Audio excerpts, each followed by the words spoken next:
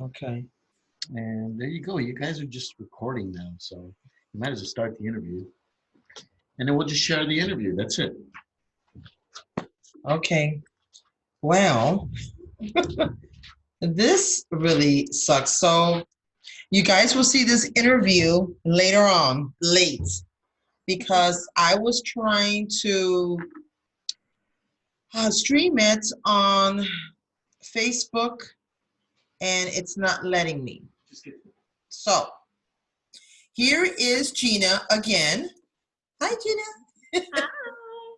So Gina did her interview initially back a few months ago, and we did it on Instagram because we thought that we could save the video. But it went on the story and it was gone within 24 or 48 hours. Yep. And we tried to figure out how to save it so I could share it on Facebook and put it on the YouTube channel. But, unfortunately, it didn't happen. So I got Zoom and I'm still having difficulties. But you guys will see this interview. It's going to be saved. It's going to be the YouTube channel. So you just, if you comment on the watch party or when I share this, know that it's not live. But you can still comment, and Gina and I will go back and answer questions.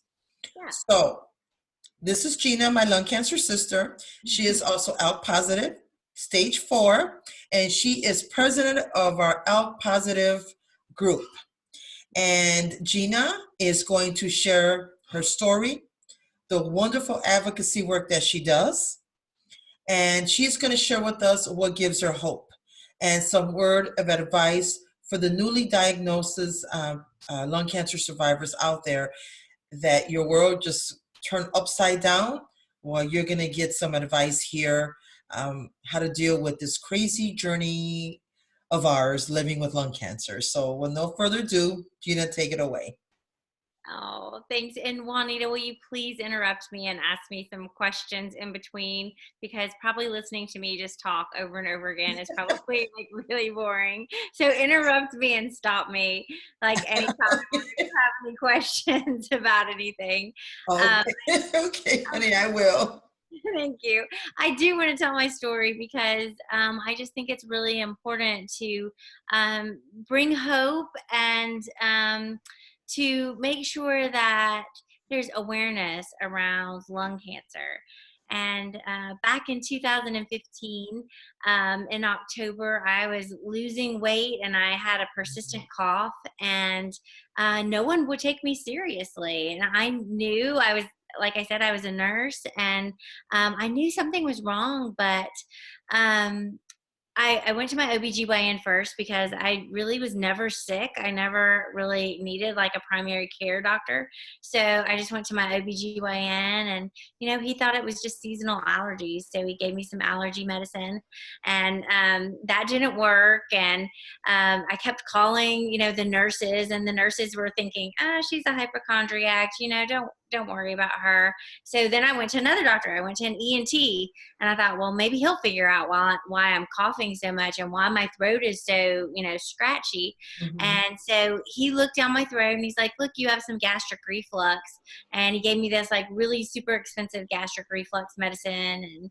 And he told me to take it for 2 weeks. And I did. I took it for 2 weeks. And then he gave me his cell phone number to call him back. Mm-hmm. And I lost it. And so I called the nurses back, and the nurses were like, just take it 2 more weeks because 2 weeks isn't enough time. So, I just wasn't taken seriously. And I asked him, I was like, can I have a chest x-ray? Because maybe I have pneumonia or something like that. This just won't go away. And they thought I was just kind of overreacting. I had just run a half marathon, and I had no risk factors. I didn't smoke. I didn't have radon in my house. I had no reason, no secondary smoke, no reason to think that anything would be going on other than pneumonia or something like that. But then I started getting a pain like back in my shoulder blade. So I was working out, and I love things like just like you, like CrossFit and stuff like that. And I was taking a boot camp class, and I thought I just pulled a muscle, but but it Right. really hurt. And I had this cough. So I went to an orthopedic doctor, and they actually did like an x-ray of my shoulder and my chest, but nothing showed up in that. And so they just told me how to pull muscle, and they gave me some muscle relaxers. And I had this little clotting disorder. And since I had the clotting disorder, I went to my hematologist, and my hematologist, I begged him for a chest x-ray. Okay, it's easy to order a chest x-ray. And he's like, well, let me just wait for a little bit longer. Well, at that point, I got tired of waiting. I was getting sicker and sicker. And I got to the point where I was tucking my younger son in, and I couldn't read him a story. I couldn't get to the end of a sentence without being out of breath. And so I just knew something was wrong. So I went to go see my friend who worked at a diagnostic imaging center, and she said she could get me in for a chest x-ray. We did a chest x-ray, but I didn't have a doctor's order. So since I didn't have a doctor's order, that means insurance wouldn't pay for it. So I had to just pay for it myself. So it was $75. I got the chest x-ray, and the radiologist was like, whoa, something is wrong in your left lung. I see all these shadows in there. And he's like, you need to see a pulmonologist like now. And so I called a pulmonologist, but I couldn't get in for like 2 months. So I did exactly what they tell you not to do. And I took my chest x-ray report to the emergency room, and I told him I had a cough. And so luckily the ER doc, because I had that x-ray report in my hand, he took me seriously, and he did a CT scan, and he saw the tumors. He didn't know for sure that they were tumors. And he kind of said, maybe it's pneumonia, maybe it's histoplasmosis, which is like a fungus in your lungs. And he's like, you need to figure out which one it is. So you need to do a biopsy. So he got me in the next day with a pulmonologist to do a biopsy. But I needed that, that doctor like backing me up. Otherwise, Right. get in as a new patient. So anyway, the next day the pulmonologist did a EBUS, which is just like a bronchoscopy, ultrasound guided bronchoscopy. And before I went back, I was like, could this be lung cancer? I had in my head that it was probably some kind of cancer because I was losing weight and without trying. And so I had in my head that it was like either some kind of blood cancer or something. So I asked the pulmonologist, like, could this be lung cancer? And I asked him to look, with the ultrasound and just see what he thought. And so that was the first thing I said when I woke up. That's my dog, Samson. I was like, is this lung cancer? And he goes, it doesn't really look like it, but we won't know until we get back to pathology. So it took like a week to get back that pathology. And we, during that time, were planning this big Halloween party. So every year we have this huge Halloween party, and it's like really fun. And so during that time, though, we were getting ready for it. The pulmonologist called me back, and he said, your EBUS shows, like the biopsy shows that you have adenocarcinoma, and you have tumor cells. And I was in shock. I was like, so does that mean I have lung cancer? And he's like, yes. And I heard him say, you have small cell. But he didn't. He said you have non-small cell, but he said it fast, and it was over the phone, 7:00 on a Tuesday night. And I guess I was just so in shock I didn't hear him. So I thought he said small cell. And so I, of course, did what you're not supposed to do. I went straight to the internet. Dr. Google. Yes, Dr. Google. And the prognosis was bad for small cell. So I was pretty upset, and I knew at that point that this was going to be the last Halloween party that I was going to be at. And, my husband knew it too. And, we were really just kind of like preparing for me to die. And we decided that since this was going to be our very last Halloween party, we were going to see all of our friends and family. And if that was going to be the last time, then we wanted it to be about, fun and not about cancer. And so, anyway, sorry, my dog is back there. Okay.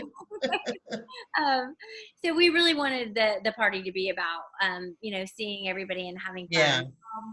After I talked to the pulmonologist, the very next day, he got me in to see my oncologist, and my oncologist sat down with me. He took lots of time with me to explain everything, and he asked me if I wanted to do biomarker testing.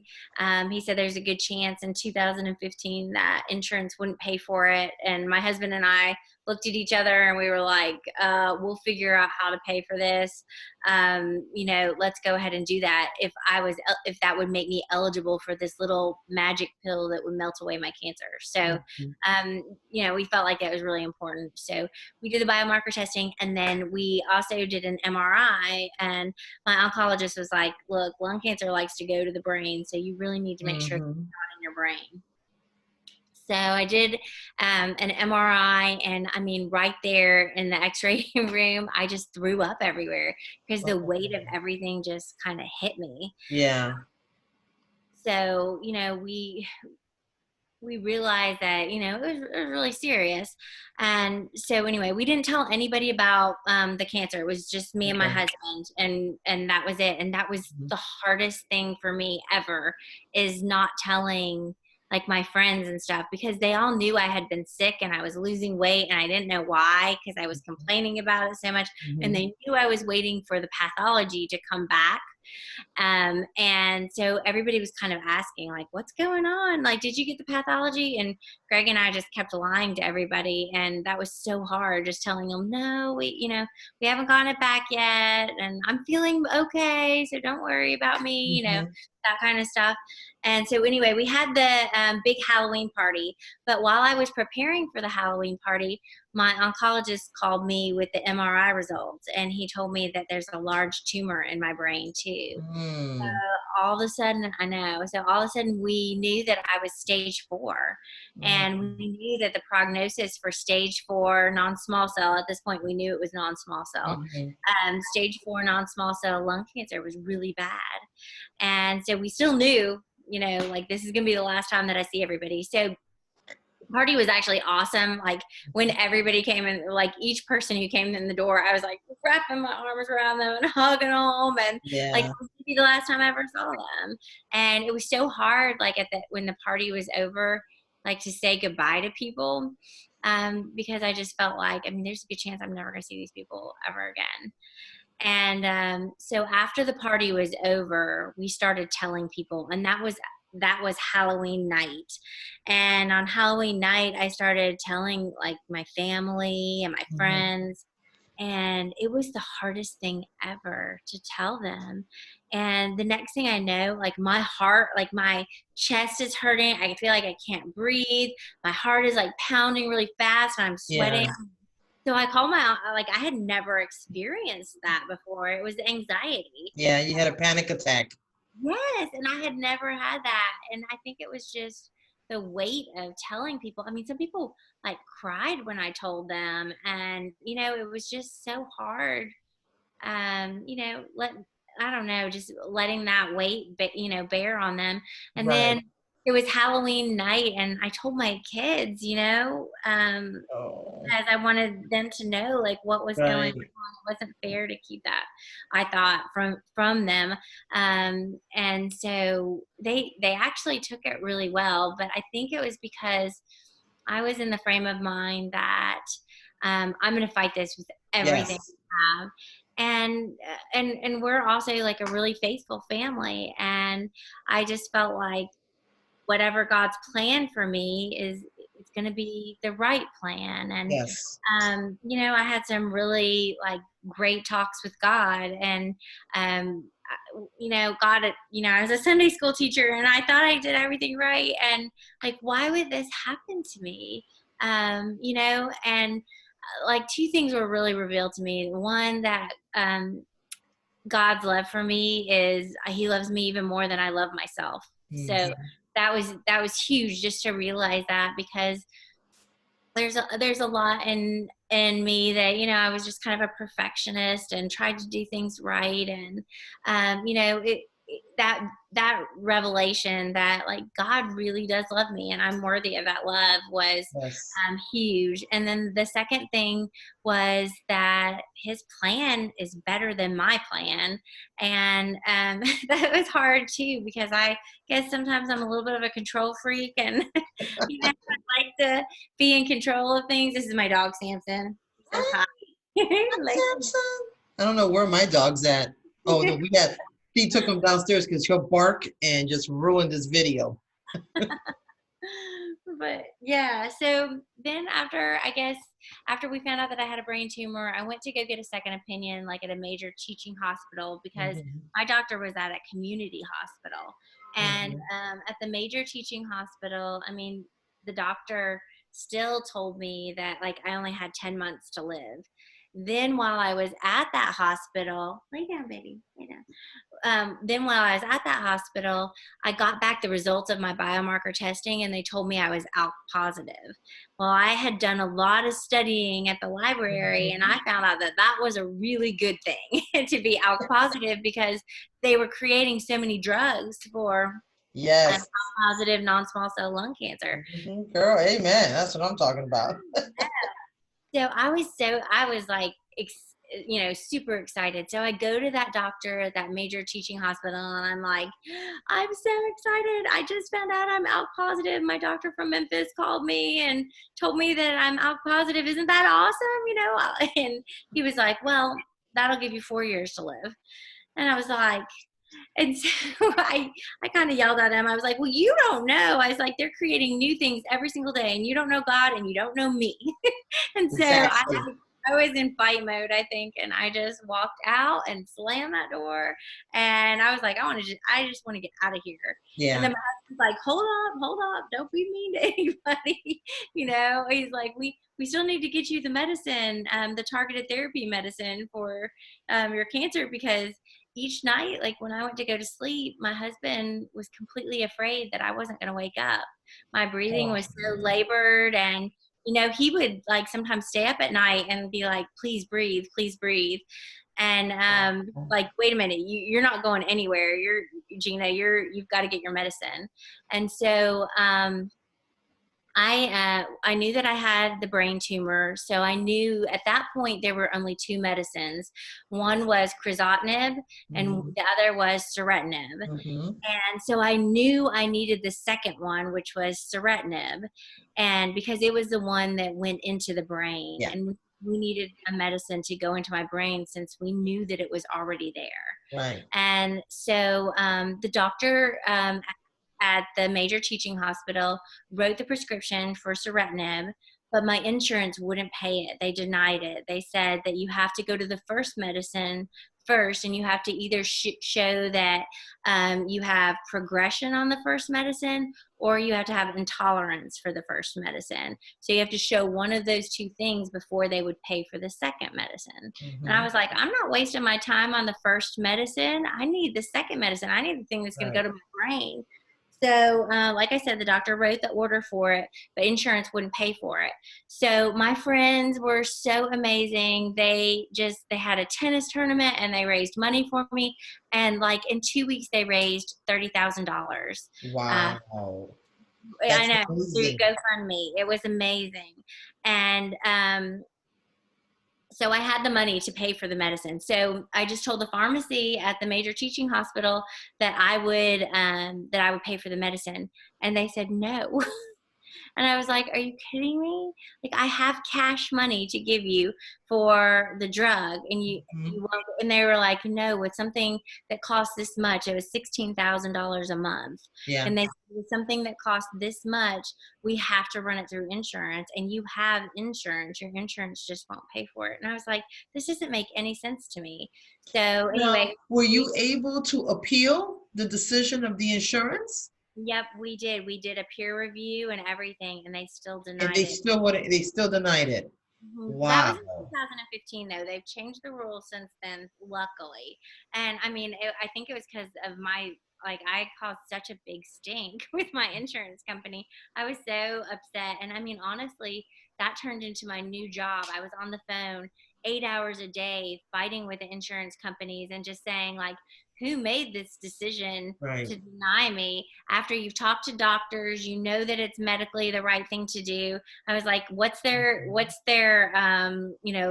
level of education? And I would be like, that's what I'd always throw at them. And that's what usually got them to change things around is I was like, Yeah. decision and what's their level of education. But it was a tough time, and that's when it really struck me that like I needed to step up to the plate, because what about, I think I was young, I was 38 years old, and I was, vicious. I would go after them when they, did the wrong thing. But Right. what about the 80-year-old old lady who can't do that, and who can't stay on the phone for 8 hours, and who can't outweight them? What about that little old lady who gets denied the second line medicine, and she just says, oh, well, my insurance won't pay for it, so what happens to her? And so that was what really kind of struck me, is that like there's so much that's not right with lung cancer, and I Exactly. need to step up to the plate and use my skills in the healthcare field, and make sure that other people aren't faced with this, these things. So anyway, Did your insurance give you a reason why it was denied? yeah, they said that it was experimental. It hasn't been proven effective. Wasn't it FDA approved? Yeah, the Yeah. soritinib FDA approved, but not as a first line therapy, not as your first treatment. So because it wasn't first line, they denied it? Mm-hmm.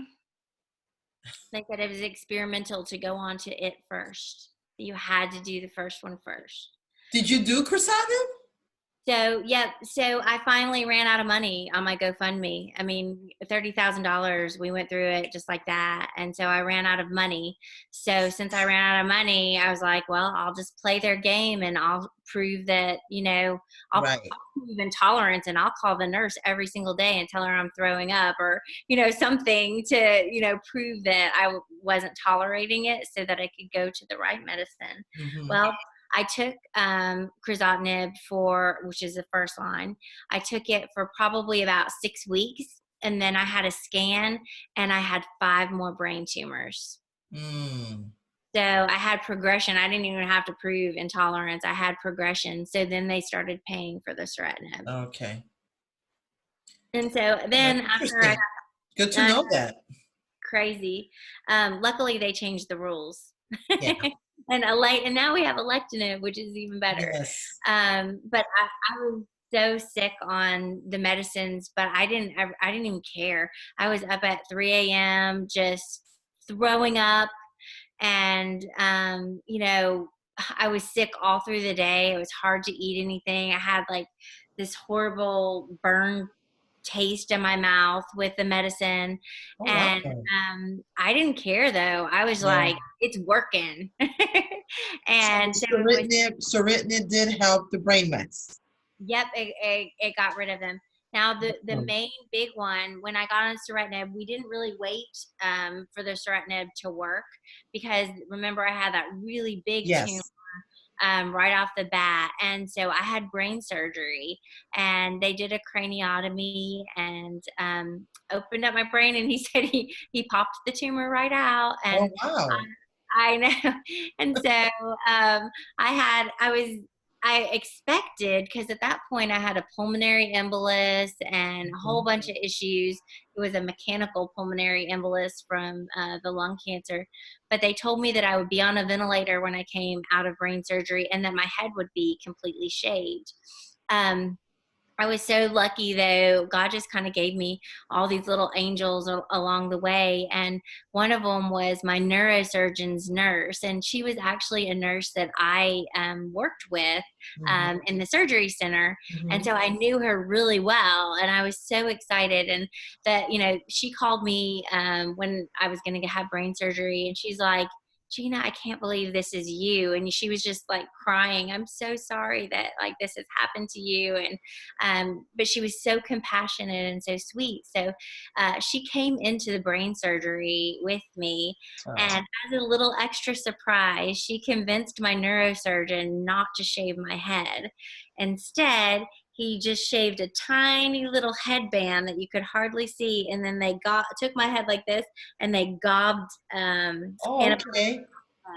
all down to make a sterile field. And anyway, so I woke up from the surgery and I wasn't on a ventilator because I was breathing great. And the first thing I did was I was like feeling up here and I was like, did they do the surgery? And they were like, yes, they did the surgery and everything's That's good. awesome. Oh my gosh, I got my hair. So, I think that's one of those things that's just kind of, it doesn't really matter, but it does matter. And so I was Yeah. so excited to get out of the brain surgery and have my hair. And I told the neurosurgeon, thank you so much. And he's like, I did remove a cancerous tumor from your head. I know you have your hair, but more importantly, we removed Yeah. the tumor from your head and it's all gone. So I was like, yes, that is the important thing. But he was so great to me. And we decided after that to do cyber knife to my brain, to the Mhm. tumor bed where it was, to make sure that we killed as many cancer cells as we could. Yes. Hmm. So unfortunately, the cyber knife made me lose all my hairs. Made me lose it in big old patches. I still had this like on the underneath, but I lost all of it up on the top. And I just wore a bunch of hats and Yeah. covered it up and still looked fine. So it's like you can get through that stuff. That's stuff that you dread the most. Like I was so worried about losing my hair, but then when I did, of course I didn't like the way it looked, but also you get through it. And Yes. my hair grew back, and it was really funny when it grew back. It grew back kind of like an orangey, like Oh, red really? color, yeah. And it stuck straight up at first, so I always called it my troll doll hairs. Uh-huh. I have to cover up or slick down my troll doll hairs, but eventually it all came back. And Right. and everything was okay. And I eventually had to go on to the next medicine. It had just been FDA approved, but I started getting some more brain metastasis again. Hmm. And so I went on to alectinib, and alectinib worked great for me. For about 7 months, it worked perfectly. And then I started having some recurrence in my chest, and a PET scan showed that in my mediastinum there was a lymph node that was lighting up. So there was some cancer in my lymph node in my mediastinum. And I increased the dose of alectinib after 7 months, and then I stayed on alectinib. It worked, and I stayed on alectinib for 37 total months. So 30 Wow. more months. That's awesome. Yeah, so it was great, and it was such an awesome drug because I had no side effects. I never felt nauseous. I didn't have any, GI stomach upset or anything like that. Right. And yeah, it was just an awesome drug.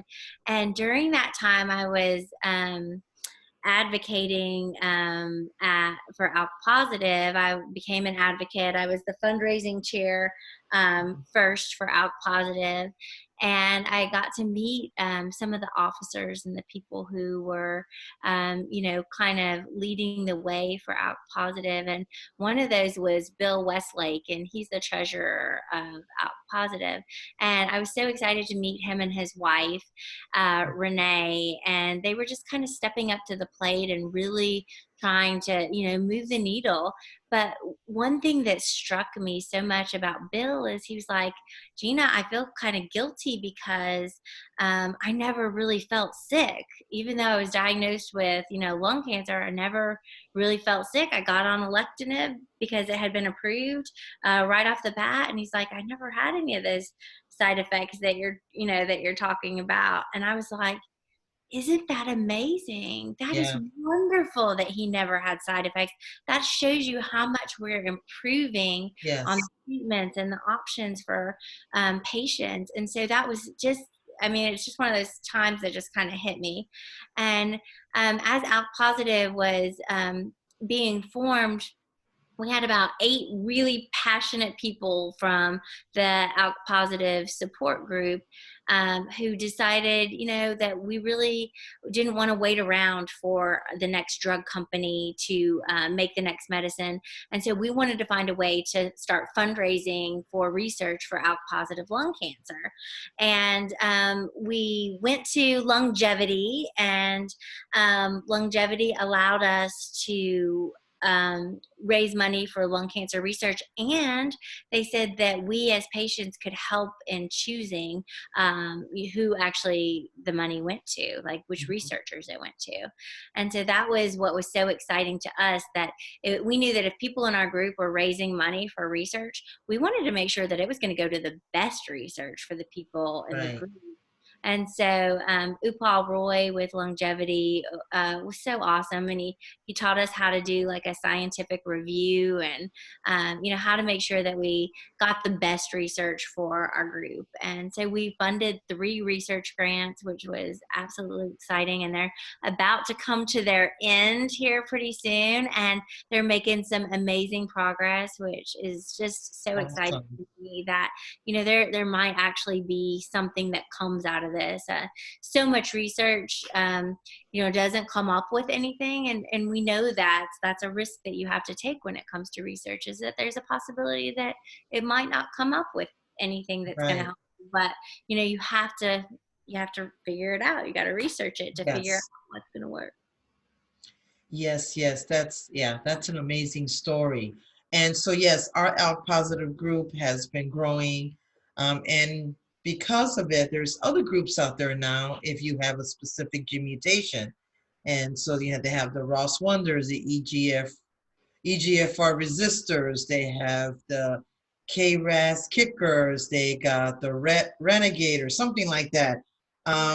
So yeah, these lung cancer survivors and patients that have these mutations, well, we all have groups now, and they do the same thing: raise money for research for their specific mutation. And so Gina and the ALK Positive group, they've been doing a great job. I know that I'm in there. I do something. They have to remind me because I'm so busy. I don't know. I think I'm in the political. I think I'm in the political advocacy with Shell and, oh my God, who's in the group? I don't even. I can't even think right now. And Shell and Jordan and Yes, Clark. yes. So, oh my God, it's like, okay, I said I could do that because I like to, I don't mind arguing with political figures. That's right. And that's something that's so important too, is Yes. you have to advocate politically for lung cancer. Yes. And we of course are raising money for ALK Positive research, but we care about all of our lung cancer families, Yes. all of those groups.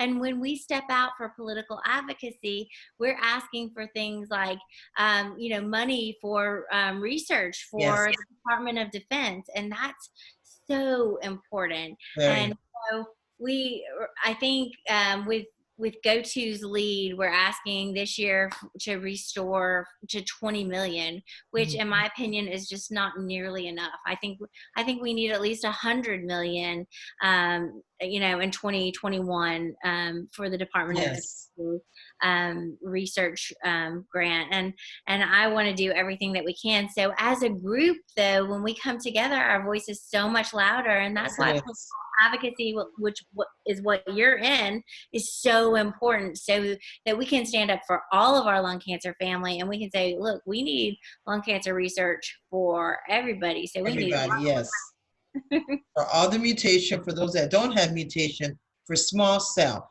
for non-small cell, and even for large cell. That's very rare, but there's people out there with large cells. So we need it all. I mean, we matter too. So what Gina and my ALK Positive group, what we're doing is amazing. And what the other groups are doing is amazing as well. And we had our first Elk. Is it Elk Fun Summit or Elk Summit? I don't even know, guys. I'm telling you. I We're have gonna like, make it a little more professional. So the first one was called the Fun Summit. yes, the Fun Summit. And it was fun. Was fun, and that was in Kentucky. Yes, in Um, Louisville. yeah, in Louisville, and the second one was in Atlanta. Yes. And that was exciting too. We had about 200 people there, so Mhm. it was really happening. And we had some of the main researchers in the ALK space, that I always call them the ALK gurus. Yeah. We had Alice Shaw and Christine Lovely, and Dr. Lamb was there. So it was so exciting just to learn more about our disease, Yes. and see what's going on with our disease, and even see the research that's being done. And to me, I just love to hear them talk about it, because it gives me hope that somebody's out there doing something Yes. for this. And so I think it brings a lot of other people hope too. Yes. So that one I missed because I came back from DC sick and ended up in the ER. So I had to cancel that trip. And but yeah, I already got the date. My husband already told me the date for our third annual Elk Summit. And that's going to be in Denver. So if any of you out there are ALK positive, or you were just newly diagnosed and you were diagnosed with ALK positive, I understand the first year or two. I get it. I've been there. Gina has been there. I absolutely get it. You're in shock. You're sad. You're depressed. You're angry. You don't want to hear about anything. But it's so important, even in the beginning, as soon as you find out, it's so important to educate yourself. You have to start educating yourself. I didn't educate myself until after a year or so, to be honest. And I went to the Longevity Hope Summit, and I wasn't a year in diagnosed, but I went because my husband told me it is so important for you to go and start educating yourself. Juanita, you have to go. And I'm glad I went. And I don't even think I was, let me see. I was diagnosed November, December, January, February, March, April. It was only 5 months. Wow. And I went, and I didn't want to go. I was scared. I was nervous, but I went. And I'm glad I went because I met wonderful people. I saw so many survivors. And I was stage 3 at the time. And everyone was stage 4, not everyone, but the majority was stage 4. And guess what, guys? They were living longer than what Dr. Google said, for 5 years. And so that gave me so much hope, and I learned so much. So I encourage you, out positive or not, start educating yourself. And if you have a gene mutation, if it's ELK, EGFR, whatever it is, and if there's groups out there, I know EGFR had their first, and I'm not sure exactly what they had, but they had something. So if you're EGFR, I could tell you who to contact. ELK, right here, president right here, Gina, and I'm somewhere in there, some committee, political, and who knows what else. And something else too, I don't even know, but they remind me, because they know I'm so busy. I have my gym, and I'm very active in my church, and doing this, and I have my granddaughter, and I'm just so busy. I sell jewelry, so I'm busy. I'm a busy woman. But go to these summits. I mean, yeah, sometimes it does come out of your pocket, but you know what? It's not that expensive, and it's so worth it. And if save some money, or if you're going by yourself, maybe contact people that are going and share rooms. And that's what we did for the Atlanta. And I was going to have 4 people in my room, and it does bring the cost up. But I got sick, so 2 of the girls split it. It was still cheaper. So there's ways. I know, Gina, that I talked to you about it. Maybe it was you and Renee. Was it you and Renee? It was you and someone. We talked about that. Maybe do something like what Longevity does, the Survivors Challenge, where they, we could raise money ourselves, like fundraising money, and then use some of that money to pay for the expenses of people that want to go. So we did talk about that. But you know what? This is our 3rd year. It's still kind of new, and they're learning as they're going. And we'll get there one day. But for right now, Atlanta's not that expensive. So if you're interested, hit us up, and we'll give you I'll look for the information, or just hit Gina. That's because right. I have to go through all my emails. But you They know, go to alkpositive.org there and you go. our own Answer website. my, Anybody can access it. So yes. alkpositive.org, and we can get you where you need to be. Yes, exactly. And so, you know, I thank them for all the hard work they do. You know, I'm involved. Just, you know, trying to be involved in so many things is hard, but I am involved. And Gina knows that I'll do whatever they want me to do. You know, on my end for ALK positive, and you know, I am ALK positive. So, you know, but I do this for everybody, not just for ALK, but I, like she said earlier, you know, you know, we do it for everybody because, you know, we matter. We want you guys to live longer. We want you guys to see milestones, you know, and you can live with lung cancer. I've been living 5 years. I made 5 years. I'm going on my sixth. How many years have you been living with lung cancer? 4.5. So She's in not, October it'll be 5. I'm see? so excited about that. So that number for 5 year survival rate, guys, is slowly increasing.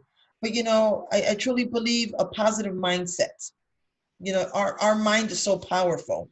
And, you know, something that Gina said earlier that, you know, when, you know, about God, I can't remember exactly what you said, but that you knew that you had a purpose.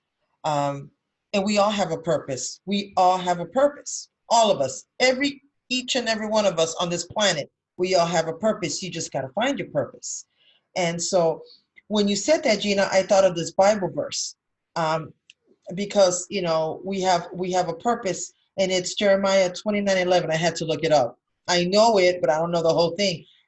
And he says, "For I know the plans I have for you, declares the Lord, plans to prosper you, not to harm you, plans to give you hope and a future."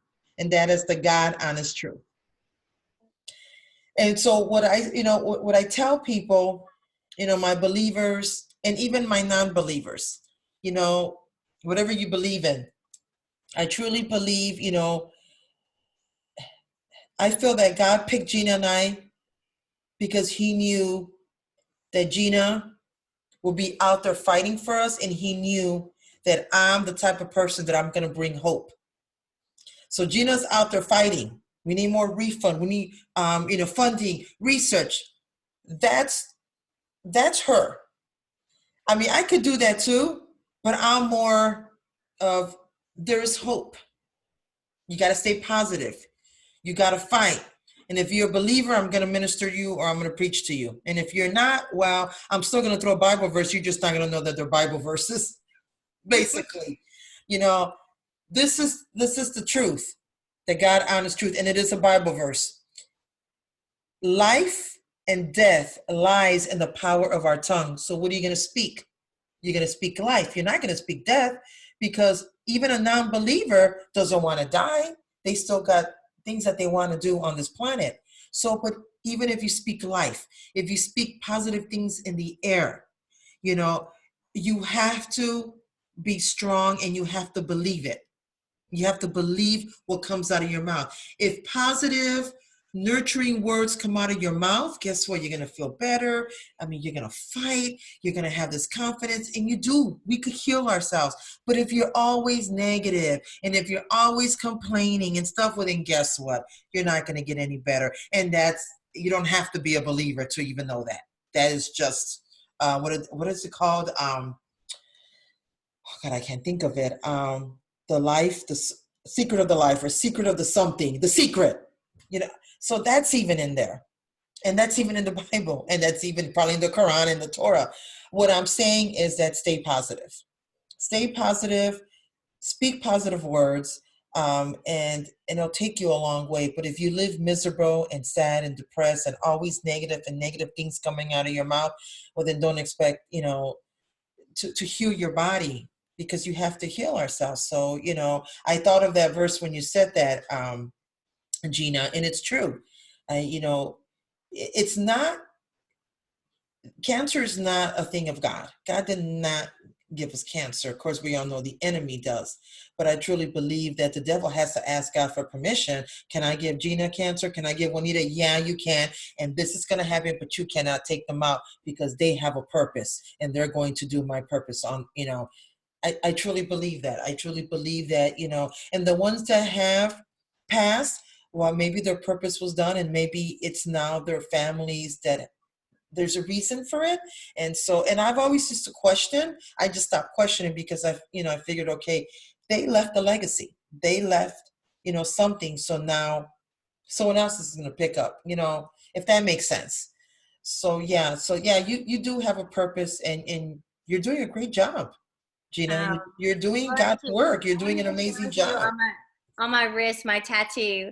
It says mud or can you see it? It says Yeah. mud stars. And I wanted to just share that with you because there's a saying from Dale Carnegie, and it says, two men look through prison bars, one sees mud and one sees stars.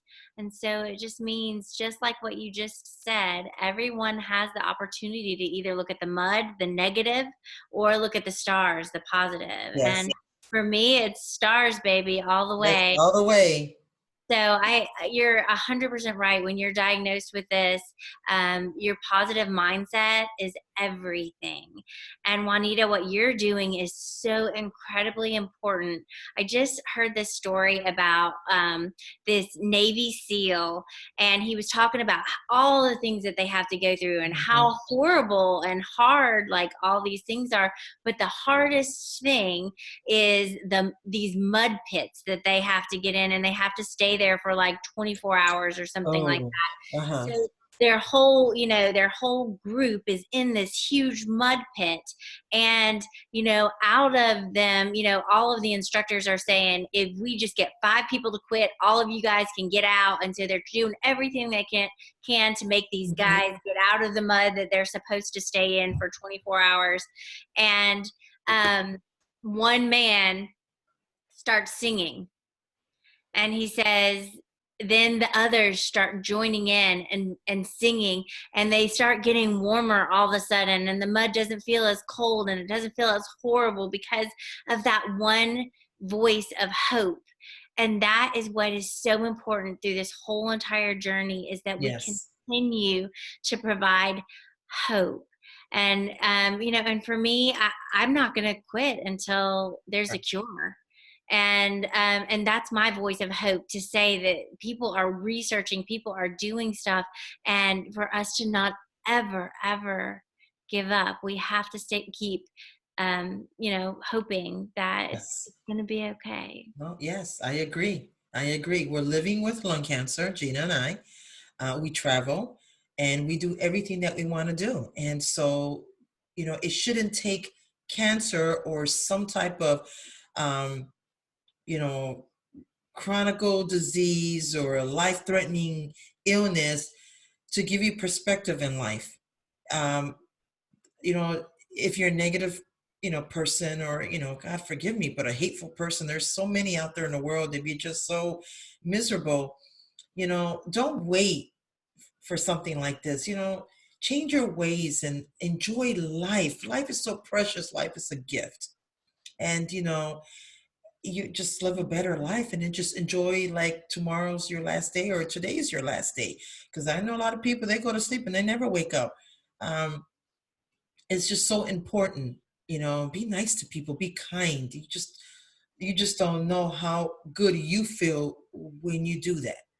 And again, you don't have to be a believer or a non-believer. I mean, non-believers do it. I know some non-believers are the most kindest people on this planet. I love them dearly. It's just, being kind. So enjoy life. So you have lung cancer or cancer or something you're going through. Enjoy it. You can enjoy it. You can live with it. Gina and I are living proof. I travel so much. I'm actually getting tired of traveling, but, I didn't say that out loud because I still like to travel, and, I spend so much time with my granddaughter. I do things that I never thought I would ever do. And the same with Gina. Gina makes sure she's, family time with her children, do fun things, so take us as an example and then do that. So just because you were diagnosed, don't give up. Yes, be sad, cry, shake it off, get right back up and push forward and share your story. The beginning of advocacy is sharing your story. Share it wherever. if they invite you to talk at your church or at a I don't know, any place. At the grocery store. Yes, at the grocery store or at a bingo, and they okay, here's a moment, let's take a break. So and so, I don't care where it is. Just share your story with people. You know, Don't be offended if somebody asks you, oh, did you smoke? The truth yes, is no one deserves this disease. Use it as an opportunity to educate that, yes, yes, anyone with lungs can get lung cancer. yes, yes. Don't, educate yourself first and then educate them. I never got mad. I just educated them because I knew they didn't know. But you know what? The more and more that I'm starting, like people, how can I say this? When I was in Hawaii, one gentleman, I was on a tour on the bus, and he asked me, you don't mind if I ask you, did you smoke? I'm like, no, I didn't. He goes, you know what? I'm hearing that more and more. So he kind of wanted to confirm what he'd heard. Here I am, a lung cancer right next to him, and I confirmed it. And he wasn't rude about it. He just said, I'm hearing that more and more. And so because of us, we're out there advocating, we're out there talking, they're doing videos on us. I'm doing these videos, they're being shared, people are starting watch parties. Gina's out there doing her thing somewhere else, and I got other lung cancer brothers and sisters doing their thing out there. People are now hearing more and more, okay, it's not a smoker's disease. So when they do ask, they're probably just really being sincere. They kind of want to confirm what they heard. So Right. just take it like that. And if they're rude, don't be rude back to them. Educate them, and then tell them, you know what? You have lungs. You get lung cancer too, sweetheart. You don't have to smoke. That's all you got to say. That's all you got to say. And there is hope. There is hope. And so Gina, words of advice. Anything that you want to tell our viewers that they're newly diagnosed, or maybe they've been 5 years and out, and they're still struggling, or they're struggling with something. Maybe they got reoccurrence, or they got progression. I know it happened to me, and I was down for a while. I was down for a few months, but being in my church and getting so involved in my church and just taking it to God in prayer has really uplifted me. And so I'm doing much better. But, someone maybe just got bad news today, or someone might get bad news tomorrow, and then they're going to watch the video and they're going to, hopefully we can uplift them. What would you like to say to them? I think that the most important thing is to acknowledge that you are going through something incredibly hard. And Mhm. it's okay to acknowledge that. It's okay to even be sad about that.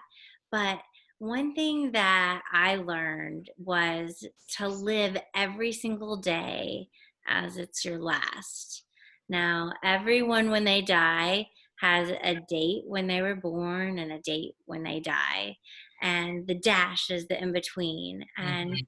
the option to make that dash count is up to you.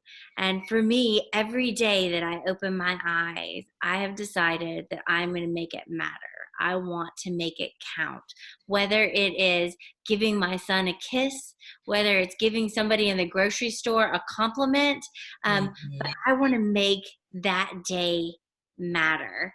And so that's the way I started living life. And it changed everything. It changed the way I parented my kids. It changed the way I just love more deeply and let things roll. And it's just a better way to live life. And, when I see the sunset, like we have this most amazing show every single night that I used to take for Mhm. granted, and now I don't. And so anyway, I don't take anything for granted, and I am incredibly thankful. And if you're in a really, really, really down spot, I think that's the best thing to do, is start thinking about the things that you do have, not the things that you don't have, and think Right. about the things that you're thankful for. And that's going to change your perspective. And the next thing I did, when I was so sick, I had my left lung removed, Mhm. and I was in so much pain with every breath. And I thought, oh my God forgot about me, when I was at that really, really low point. what I decided to do is get on Facebook and start complimenting somebody or give them a message of encouragement and encourage other people. And then I started like trying to do whatever I could from my bed, even though I couldn't get up and do stuff because I was so sick. I decided like, hey, I can send somebody a card, or I can, do something for somebody else. And that changed when I took the focus off of me and my pain. Then I started getting better and I started feeling better. So be thankful and do something for somebody. Yes. Great advice, Gina. Thank you so much. And thank you for doing this. And like I said, guys, I couldn't stream it Facebook Live. I don't know what was going on, but it did not stop Gina and I to still do this interview. And so you guys are now watching it. And remember, if you comment, we're not gonna reply right away because it's not live, but we'll get a notification because I will tag Gina on it. We'll get a notification. So if you have any questions, and please know that we will respond, either Gina and I. If it's a question for Gina, she will respond. And just wanted to let you guys know. And again, if you're ALK positive, join our group on Facebook. It's ALK positive group. And then you said it's alkpositive.org, the website, correct? Yes, the website. And I should know this, sorry. And don't forget, July 31st to August 2nd. Yes, I got it right. I got something right. July 31st to August 2nd will be our ALK Positive Summit in Denver, Colorado. For more information, it is on alkpositive.org. Message Gina. Don't message me because I'll give you wrong stuff. Or it will be in the ALK Positive group on Facebook. So, and again, if you have any questions, just leave comments. We will reply to them. You can message us. Just know that if we're not friends, it'll go on. It'll take probably a little bit longer, but we'll get to you. And so, Gina, thank you again. I know it's a late start because I couldn't live stream, but thank you for staying up late with me and doing this. And, I truly appreciate it. And I hope I see you. You are going to DC in April, correct? Yep, I'm going to try, hopefully, as long as this coronavirus doesn't shut things down. Well, you know what? I'm still going to go. That's not going to stop me. So, so yes, I'll see you in April. And also, guys, one of our lung cancer sisters, she's really sick, Patty Watkins. So we were with her in LA, and she's actually in the hospital. She has pneumonia and, other stuff going on with her. So if you guys could say a little prayer for her and, send some healing prayers her way that she gets better soon. And what I was going to say something and I forgot. I can't even remember. But anyways, just say a prayer for her. And if she's your friend, if you know her, she's your friend, send her a little message of encouragement and just let her know that you're thinking about her and you're praying for her, and that would cheer her up. So, so Patty, we love you. I hope you get well very soon. And Gina, love you. Thank you so much. I truly appreciate it. Give your dog a hug for me. So adorable. He's such a good dog. My dog is crazy. And God willing, I will see you in April. All right. Take care. Okay, sweetheart. You too. Bye, sweetie. I love you. Okay. And meeting.